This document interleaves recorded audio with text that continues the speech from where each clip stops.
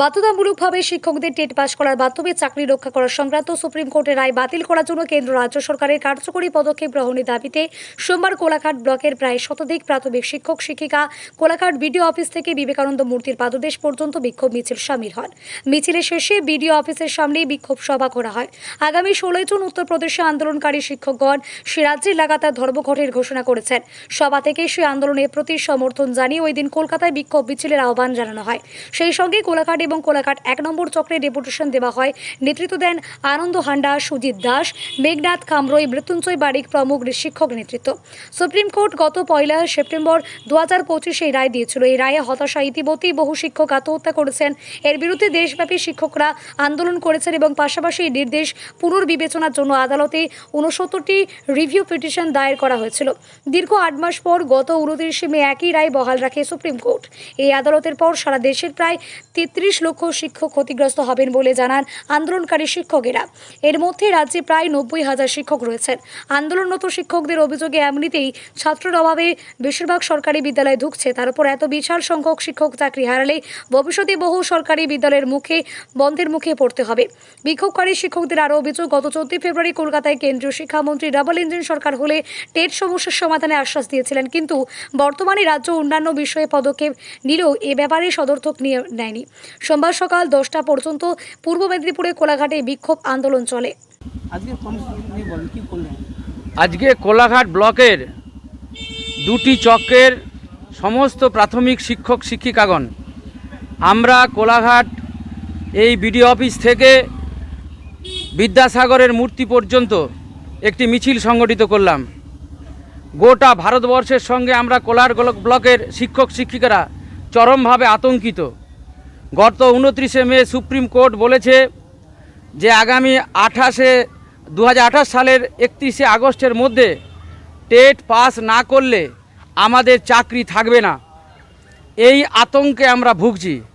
তাই আজকে কেন্দ্র এবং রাজ্য সরকার যৌথভাবে পদক্ষেপ গ্রহণ করে এই শিক্ষকদের চাকরিচ্যুত করবার যে ব্যবস্থা তাকে আটকাতে পারে, তার জন্য আমরা মিছিল করেছি।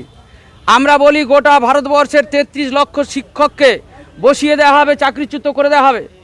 পশ্চিমবাংলায় 90,000 শিক্ষককে চাকরিচ্যুত করে দেওয়া হবে।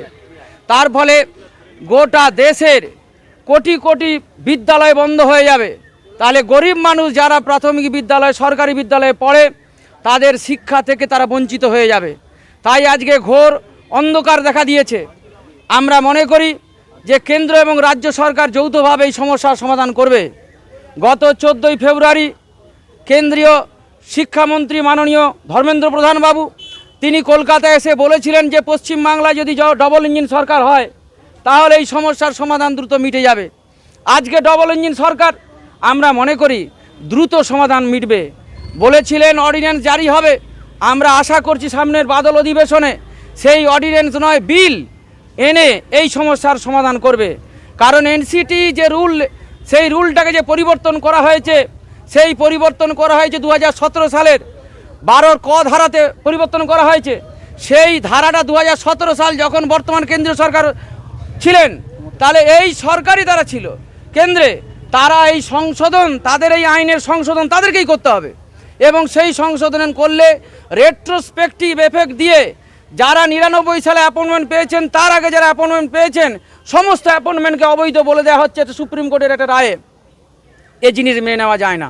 তাই আমরা আজকে পথে দাঁড়িয়েছি।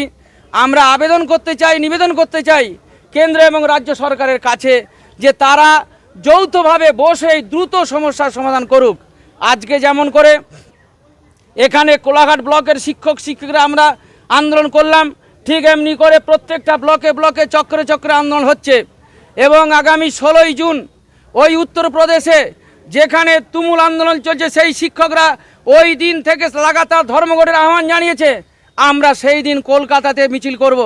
তাই এর সঙ্গে একদম গোটা রাজ্য জুড়ে এই আন্দোলন ছড়িয়ে পড়তে হবে এবং গোটা ভারতবর্ষের সমস্ত জায়গায় যে আন্দোলন, তাকে একত্রিত করে আগামী জুলাইয়ে যে লোকসভার অধিবেশন হবে, সেই বাদল অধিবেশনে এই আইনকে সংশোধন না করা পর্যন্ত এই আন্দোলন চলবে।